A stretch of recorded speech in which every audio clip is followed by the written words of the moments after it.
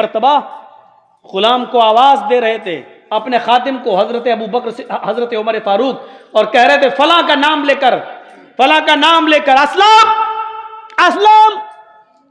اس کو آنے میں تھوڑی سی دیر لگ گئی.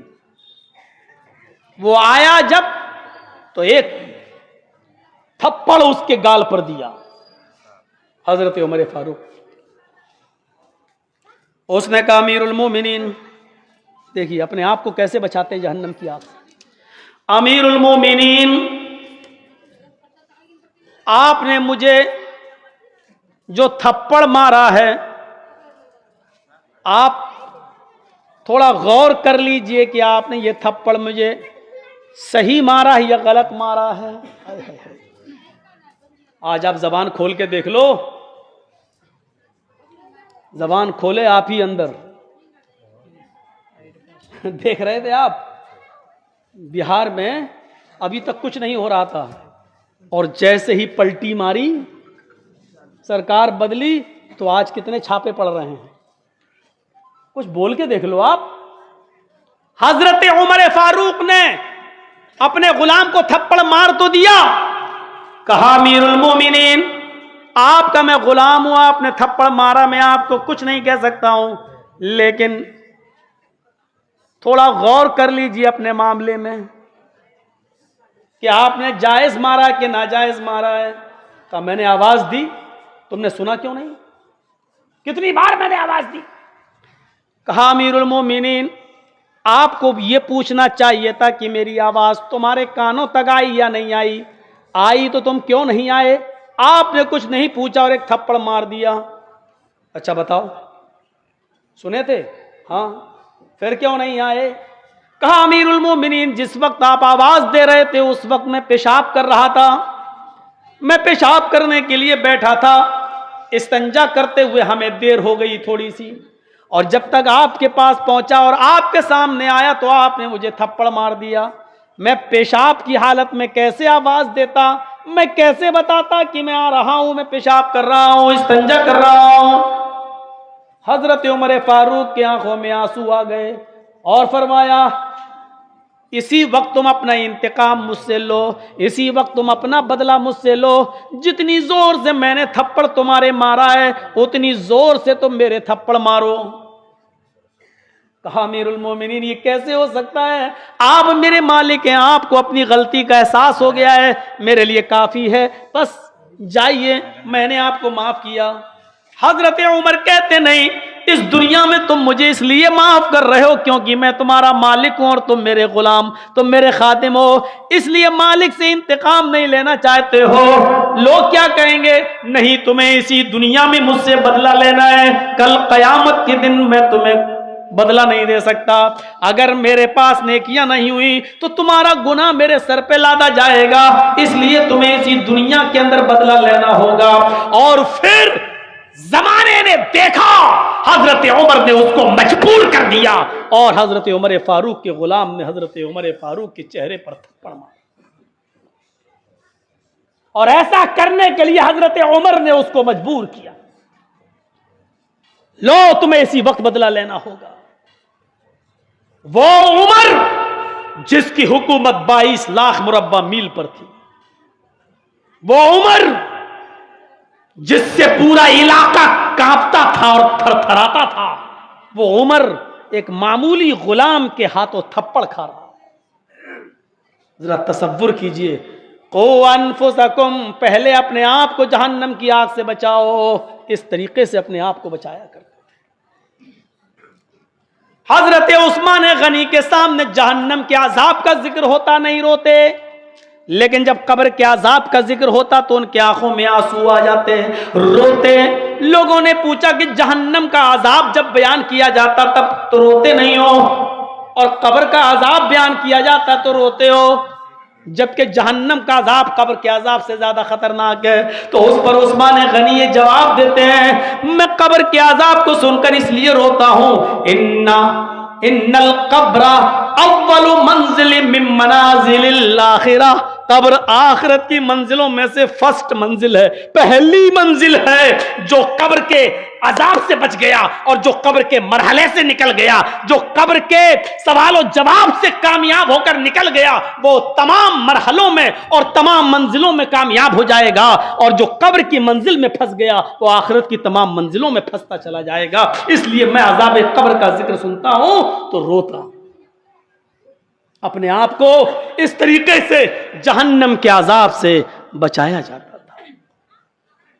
آئیے اپنے بیوی اور بچوں کو بھی جہنم کے عذاب سے بچاؤ۔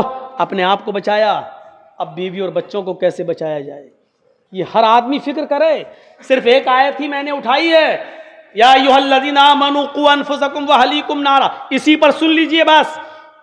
اپنے آپ کو بچانے کی مثالیں دے دیں، ابو بکر نے کیسے بچایا، عمر فاروق نے کیسے بچایا، عثمان غنی نے کیسے بچایا۔ اب اپنے بیوی کو، اور پھر ایک دو مثال بچوں کی، اپنے بچوں کو کیسے بچایا جائے۔ اپنی بیوی کو، حضرت عمر فاروق کو ایک جنگ میں بہت سا مال ملا تھا، اس میں ایک بہت خوبصورت قسم کا دوپٹہ بھی ہاتھ میں آیا مال، اور جب وہ مال تقسیم ہوا صحابہ میں، جو لوگ جنگ میں گئے تھے ان میں تقسیم ہوا، اس ڈیوائڈ ہوا، تو وہ خوبصورت دوپٹہ حضرت ابو موسیٰ اشعری کے ہاتھ میں آ گیا، ابو موسیٰ اشعری کو مل گیا۔ تقسیم ہوا تو یہ ہوتا کہ ہمیں یہ دے دو، ہمیں یہ دے دو، ہمیں یہ ضرورت، تو جو جس پر سب راضی ہو جاتے تھے وہ دے دیا جاتا تھا۔ ابو موسیٰ اشعری کو خوبصورت دوپٹہ مل گیا۔ حضرت ابو موسیٰ اشعری نے وہ دوپٹہ یہ سوچا کہ میرے گھر میں تو بیوی نہیں ہے، اور میری ایک بیٹی تھی اس کی بھی شادی ہو چکی ہے، بہت دور چلی گئی ہے، اب یہ دوپٹہ میں اس کے پاس کہاں سے پہنچاؤں، اور میری بیوی ہے نہیں، تو میرے تو یہ دوپٹہ کسی کام کے نہیں ہے، تو کیوں نہ اس خوبصورت دوپٹے کو، کیوں نہ میں اس خوبصورت اوڑھنی کو، کیوں نہ میں اس خوبصورت دوپٹے کو، اس اوڑھنی کو میں حضرت عمر فاروق کی بیوی کو دے دوں۔ حضرت عمر فاروق کی بیوی کو وہ دے آئے، دروازے کو دستک دی، بیوی نے دروازہ کھولا، امیر المومنین تو ہے نہیں، فرمایا کوئی بات نہیں، مجھے ان سے کام بھی نہیں ہے، یہ خوبصورت دوپٹہ مجھے ملا تھا، اب میری بیوی تو ہے نہیں، بیٹی بہت دور بیاہ دی گئی ہے، اس کی شادی کر دی گئی ہے، وہاں تک تو پہنچنا ممکن نہیں ہے، لہٰذا یہ دوپٹہ میں تمہیں دے رہا ہوں گفٹ کے طور پر۔ حضرت عمر فاروق کی بیوی نے وہ گفٹ اس لیے لے لیا کہ اللہ کے نبی نے فرمایا تحفہ دیا کرو، تحفہ لیا کرو، اگر تم تحفہ دو گے تو اس سے محبت بڑھے گی، کوئی تحفہ دے اور تم نے قبول کر لیا تو اس سے بھی محبت بڑھے گی، کیونکہ دلوں سے کدورت ختم ہوگی۔ انہوں نے دیا، انہوں نے لے لیا، لیکن چونکہ امیر المومنین کی بیوی تھی اس لیے ان کو سوچنا چاہیے تھا کہ مجھے لینا ہے یا نہیں لینا ہے، کیونکہ میں معمولی عورت نہیں ہوں، میں اس دیش کے وزیر اعظم، پرائم منسٹر حضرت عمر فاروق کی بیوی ہوں، ان کی عزت پر کوئی آنچ تو نہیں آئے گی۔ لے لیا۔ ایک دن حضرت عمر فاروق جب دورہ کر کے، شہروں کا معائنہ کر کے، گلیوں کا معائنہ کر کے جب اپنے گھر میں آئے تو بیوی نے یہ سوچا کہ چلو آج تو میرے شوہر گھر میں آ رہے ہیں تو اچھے کپڑے پہن کر میں تیار رہوں، اور وہ دوپٹہ جو ان کو بڑا خوبصورت دوپٹہ تھا، جو ایرانی دوپٹہ تھا، اس خوبصورت دوپٹے کو انہوں نے اپنے اوپر ڈال لیا، صرف اس لیے کہ میرے شوہر مجھے دیکھ کر آج خوش ہو جائیں۔ آج کل ہماری عورتیں تو شادیوں میں جاتی ہیں تب کپڑے پہنتی ہیں، گھروں میں وہ کیسے رہتی ہیں، اچانک اگر پتی گھس جائے باہر سے آ کے تو چڑیل بنی رہتی ہے گھروں میں، پھر غصہ آتا آدمی کو، کم بخت میں تو اتنے دنوں کے بعد آیا ہوں، یہ چڑیل بنی بیٹھی ہے، اب کیا کرے گا وہ، غصے میں کہے گا طلاق طلاق طلاق۔ اس کی ذمہ دار بہت حد تک عورتیں بھی ہیں، جو میک اپ، جو خوبصورتی اور جو بناؤ سنگار گھر میں عورتوں کے لیے جائز تھا وہ کر نہیں رہی ہیں، اور باہر دیکھو کیسے بن کے جاتی ہیں کہ شرم سے سر جھک جائیں مردوں کے۔ عورتیں وہ کپڑے پہن کیسے لیتی ہیں جن کپڑوں کو مرد دیکھنا بھی گوارا نہیں، کیسے کپڑے جن کی شرم سے سر جھک جائیں، آج ان کپڑوں کو لڑکیاں پہن لیتی ہیں، کیسی بےعزتی، ضمیر دیکھو، ضمیر، دل۔ حضرت عمر فاروق نے جب دروازے کو دستک دی، خوشی خوشی ان کی بیوی نے دروازہ کھولا، حضرت عمر فاروق نے اپنی بیوی کے کپڑے نہیں دیکھے، سیدھے ان کی نظر اپنی بیوی کی اوڑھنی کے اوپر پہنچی، بڑی خوبصورت اوڑھنی. فرمایا اے میری پیاری بیوی، یہ اوڑھنی، یہ دوپٹہ جو تم اوڑھے ہوئے ہو، اس دوپٹے کو خریدنے کی میری حیثیت نہیں تھی، میری طاقت نہیں ہے، مجھے اتنی تنخواہ، اتنی سیلری بھی نہیں ملتی ہے کہ میں مارکیٹ سے، میں بازار سے جاؤں اور اتنا مہنگا دوپٹہ خرید کر تمہیں دوں. یہ دوپٹہ تمہارے پاس کہاں سے آیا ہے؟ تمہارے بھائی نے دیا؟ کہا نہیں. تمہاری بہن نے دیا؟ نہیں. تمہارے ماں باپ آئے تھے؟ نہیں. پھر یہ دوپٹہ تمہارے پاس کہاں سے آیا؟ یہ اوڑھنی تمہارے پاس کہاں سے آئی؟ جواب دیا، صحیح بول دیا کہ یہ دوپٹہ، یہ اوڑھنی مجھے حضرت ابو موسیٰ اشعری رضی اللہ تعالیٰ عنہ دے کر گئے. ابو موسیٰ اشعری کون تھے یہ بھی سن لیجئے. ابو موسیٰ اشعری بیت المال کے کیشیئر تھے.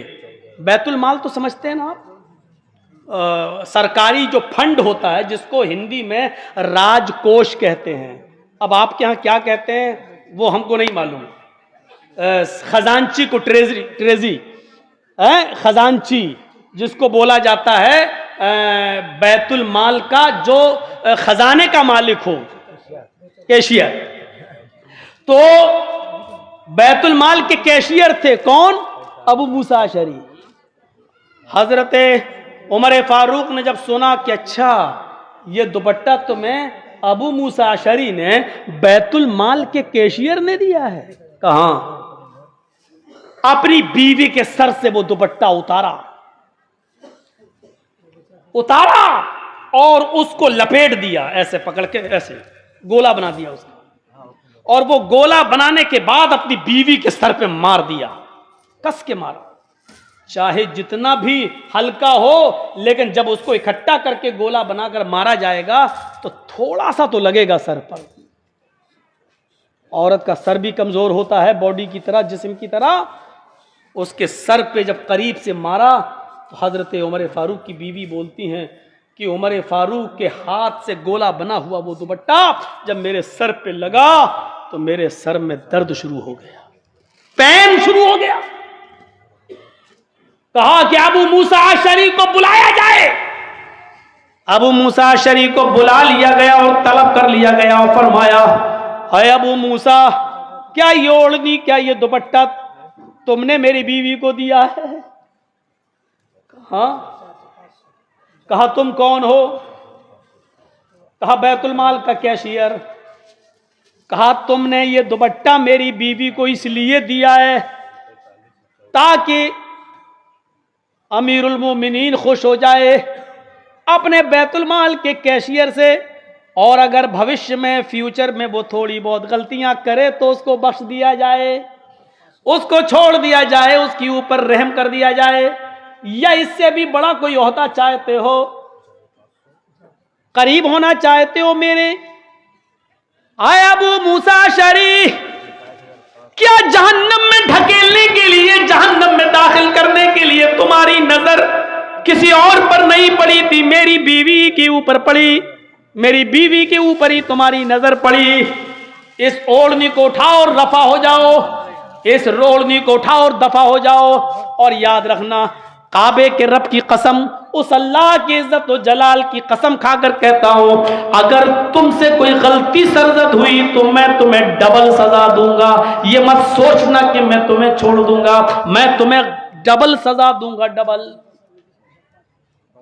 اپنی بیوی کو بھی اوڑھنی نہیں اوڑھنے دی. اس طریقے سے جہنم کے عذاب سے اور جہنم میں جانے سے اپنی بیوی کو بھی روکتے. ہم غور کریں، ذمہ دار ہے اپنی بیوی کے. آپ روکتے ہیں؟ آپ کی بیوی لگائی لپسٹک، چپڑا make up, Fair and Lovely اور پاؤنڈز کریم گوبر کی طرح، اور نکل گئی کلیا چکے مارکیٹ میں، بگ بازار گھوم رہی ہیں، سامان خریدنے جا رہے. آپ نے اپنے سامنے میک اپ کرنے کے بعد اپنی بیوی کو اپنے گھر سے باہر نکلنے دیا، اپنی جوان بیٹی کو گھر سے باہر نکلنے دیا، آپ نے روکا. جہنم میں جانے سے آپ اپنی بیوی اور بچوں کو روک رہے ہیں، جبکہ حدیث کے الفاظ ہیں، جب کوئی عورت گھر سے اکیلے نکلتی ہے تو اس کے ساتھ شیطان بھی ساتھ ہوتا ہے. مولانا صاحب جہنم کی بات بتائیے، بس بیوی کی بات مت بتائیے۔ عورتیں بھی سوچ رہی ہوں گی مولانا میک اپ کی باتیں نہ کریں اور سب کریں، تقریر بہت اچھی ہو رہی ہے، یہ گوبر کی طرح تھوپنا اور لوٹنا یہ سب باتیں نہ کریں۔ اب میں اپنی عادت سے مجبور ہوں، میں کیا کروں؟ سوچو یہ کون بچائے گا؟ وہ واقعہ تو میری کسی تقریر میں سنا ہی ہوگا، حضرت عمر ابن عبدالعزیز کی بیوی کے پیٹ میں بچہ اور 4 دن سے بھوکی، انہوں نے اپنی لونڈی کو خادمہ کو بھیجا بیت المال سے تھوڑا سا دودھ، اور عمر ابن عبدالعزیز نے جب دیکھا کہ رات کی تاریکی میں میری نوکرانی میری خادمہ دودھ کا پیالہ لے کے آ رہی، پوچھا یہ دودھ کہاں سے لائی ہو؟ کہا بیت المال سے۔ کس کے لیے لائی ہو؟ آپ کی بیوی کے لیے۔ کیوں؟ 4 دن سے بھوکی ہیں، پیٹ میں حمل ہے، اگر ماں کو کچھ نہیں ملے گا کھانے کو تو بچہ مر جائے گا، بچے کو پیٹ میں پلنا ہے اور پرورش پانا ہے تو ماں کا کھانا ضروری ہے، یہ بچے کا کیا ہوگا؟ اپنی بیوی کے ہاتھ سے دودھ کا پیالہ چھین لیا، بیوی گڑ گڑاتی رہی، 4 دن سے کچھ نہیں کھایا۔ میں اپنے لیے نہیں کہہ رہی ہوں، پیٹ کے اس بچے کے لیے جو آپ کی امانت ہے اور میرے پیٹ میں پل رہا ہے، امیر المومنین میرے پیارے شوہر اس بچے کی فکر کیجئے، یہ بچہ بھوکا مر جائے گا، میرے پیٹ میں جو پل رہا ہے مجھے یہ دودھ پی لینے دیجئے تاکہ اس بچے کو جو میرے پیٹ میں پل رہا ہے پرورش پا جائے، آپ کی امانت ہے یہ۔ کہتے ہیں میری پیاری بیوی یہ دودھ میرا نہیں ہے، بیت المال کا ہے، جب تک سارے مسلمانوں کی میٹنگ کر کے ان سے اجازت نہ لے لی جائے یہ دودھ تمہیں نہیں مل سکتا ہے۔ کہا یہ بچہ بھوکا مر جائے گا۔ فرمایا اے میری بیوی جملے سنو، فرمایا میری بیوی اگر ایک پیالہ حرام دودھ سے تمہارے پیٹ کا یہ بچہ اگر زندہ رہتا ہے تو اپنے پیٹ کے بچے کو بول دو، اپنے پیٹ کے بچے سے کہہ دو اگر تو مرتا ہے تو مر جائے، اگر حرام دودھ کے پینے سے تجھے زندگی مل رہی ہے تو مجھے یہ بچہ نہیں چاہیے۔ اے میری بیوی اس پیٹ کے بچے سے کہہ دو مرتا ہے تو مر جائے، مجھے اس بچے کا مر جانا گوارا ہے جو تمہارے پیٹ میں ہے، لیکن تمہیں حرام مال کھلا کر اس بچے کی پرورش ہمیں نہیں کرنا ہے۔ بیوی کو بھی جہنم کی آگ سے بچا رہے ہیں اور پیٹ میں پلنے والے اس بچے کو بھی جہنم کیا، جبکہ وہ تو معصوم ہے، اس کا کیا قصور ہے بیچارے کا؟ ذرا تصور کرو، نہیں پینے دیا اور اللہ نے پانی ہی میں برکت دی اور پھر وہ بچہ اپنے متعینہ مقدار پر پورے دن کرنے کے بعد، پورا پیریڈ کرنے کے بعد پیدا بھی ہوا، کیونکہ جو اللہ کا ہو جاتا اللہ اس کا ہو جاتا۔ تو اس طریقے سے بیوی کو جہنم کی آگ سے بچایا جائے۔ ہم غور کریں، اپنے گھروں پر نظر ڈالیں، آپ اپنی بیویوں کو جہنم کی آگ سے بچا رہے ہیں؟ اپنے بچوں کو بھی جہنم کی آگ سے بچاؤ، اپنے بچوں کو۔ کبھی آپ نے پوچھا رات کے 12 بجے بیٹا کہاں سے آ رہے ہو؟ مولانا نہیں پوچھ سکتا ہوں، کیوں؟ زمانہ بہت خراب ہو چکا ہے۔ کیا ہو گیا؟ مولانا اگر آج اپنی اولاد سے یہ پوچھ لوں تو اولاد خود ڈانٹتی ہے، اگر تھوڑا سا ڈانٹ دیا تو وہ گھر سے نکل جاتی ہے۔ ایک بات یاد رکھیے گا، اب تک میں نے بیان نہیں کی ہے، غور سے سن لیجیے گا۔ جس بیٹے نے، جس اولاد نے، اور بہت غور سے سن لینا اور یہ سن لینا کہ پوری تقریر میں نے ایک نئی بات آپ کو بتائی ہے، یہ حدیث ہے اللہ کے رسول کی، یاد سے سن لیجئے۔ جس بیٹے نے، جس بیٹی نے دنیا میں اپنے باپ کو ستایا، اپنے ماں باپ کو رلایا، نوٹ کر لینا ایک بات کو، لکھ لینا ڈائری پر یا اپنے دماغ کے کھوپڑی کے اندر ہڈی پر چسپا کر لینا، اللہ کی قسم کھا کے کہتا ہوں جس بیٹے نے یا بیٹی نے دنیا میں اپنے باپ کو ستایا، رلایا اور اسی طریقے سے نہ معافی مانگی، نہ ان کے پاس گیا، نہ ان سے معافی تلافی کی ہے، وہ بیٹا اس دنیا میں اس وقت تک مر نہیں سکتا جب تک کہ دنیا میں اپنا انجام نہ دیکھ لے، جب تک دنیا میں اپنے باپ کو ستانے کی سزا اس دنیا میں نہ بھگت لے۔ اللہ کے نبی فرماتے ہیں یہ قبر بھی اس کو اپنے اندر قبول نہیں کرتی ہے، ملک الموت بھی اس کی روح قبض نہیں کرتا ہے۔ اپنے ماں باپ کو رلانے اور ستانے والا اس دنیا میں مرنے سے پہلے اپنے انجام کو ضرور دیکھ لے گا، اس کو کوئی نہ کوئی مصیبت ضرور پہنچے گی۔ بغیر مصیبت پائے ہوئے اور بغیر اپنے انجام کو بھگتے ہوئے وہ موت بھی اس کو نہیں آ سکتی ہے. یہ بات یاد رکھیے گا, غور سے سن لیجئے گا.